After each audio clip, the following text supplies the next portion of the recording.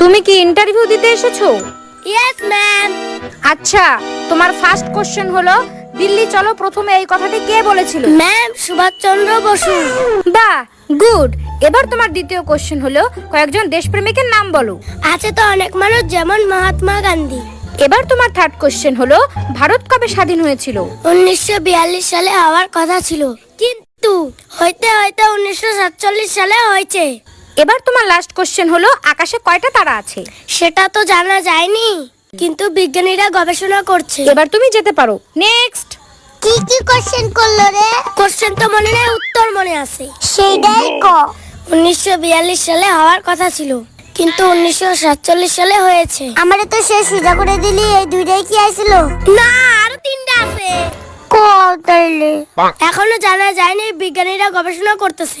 সুভাষচন্দ্র বসু, মহাত্মা গান্ধী। তোমার নাম কি? সুভাষচন্দ্র বসু। আচ্ছা, তোমার বাবার নাম কি? আছে তো অনেক, যেরকম মহাত্মা গান্ধী। তাই তোমার জন্ম কবে হয়েছিল?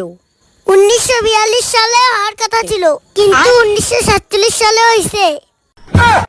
হাট! তুই কি পাগল হয়েছিস নাকি? সেটা তো জানা যায় না, বিজ্ঞানীরা গবেষণা করতেছে।